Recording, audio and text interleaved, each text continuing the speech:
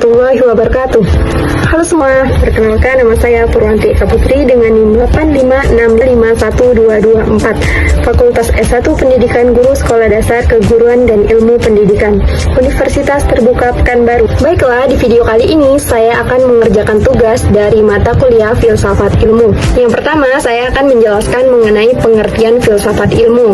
Filsafat ilmu itu adalah cara berpikir mendalam untuk mencari tahu dari mana ilmu itu berasal, bagaimana cara membuktikannya, dan untuk apa ilmu itu digunakan. Filsafat ilmu sebagai fondasi untuk memahami bagaimana kurikulum, metode belajar, dan ilmu pengetahuan dibentuk serta diajarkan secara benar. Yang kedua, cara filsafat ilmu mengawasi dan memperkuat pendidikan. Yang pertama, dengan menjaga teori pendidikan agar tetap masuk akal, jujur, dan memiliki dasar ilmu yang jelas.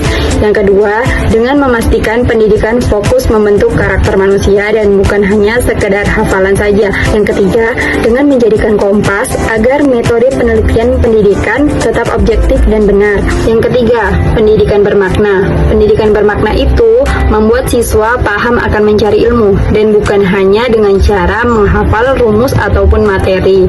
Cara memperkuat filsafat ilmu, yang pertama dengan cara membiasakan anak berpikir kritis, seperti bertanya, bagaimana kita tahu teori ini benar?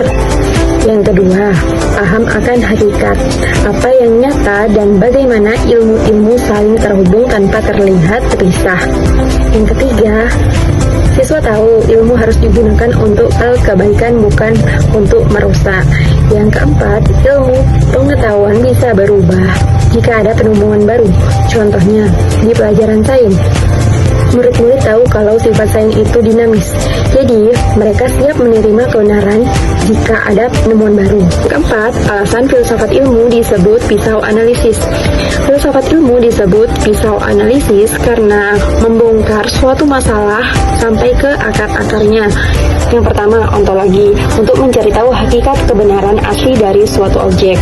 Contohnya, mencari tahu apa sih itu ilmu. Yang kedua, epistemologi. Epistemologi untuk mencari tahu asal-usul dan kebenarannya.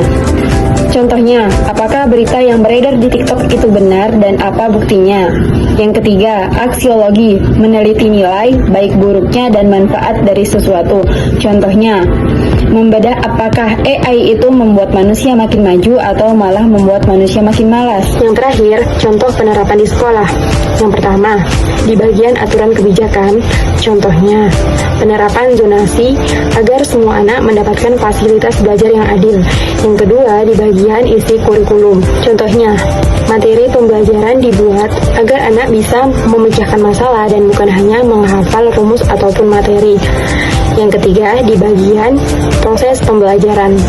Contohnya, guru mengajak siswa untuk membuat kelompok agar siswa bisa mengeluarkan argumen dengan logika yang sehat. Kesimpulannya, filsafat ilmu sangat penting untuk dunia pendidikan, membuat pendidikan menjadi lebih ilmiah, terarah, dan memiliki makna yang jelas. Dengan menggunakan 3 pilar, ontologi, epistemologi, dan aksiologi, dan menyelesaikan permasalahan secara mendalam dan mendasar. Baiklah, itu tadi penjelasan mengenai filsafat ilmu dalam pendidikan. Terima kasih sudah menonton. Semoga video ini bermanfaat buat kalian. Wassalamualaikum warahmatullahi wabarakatuh.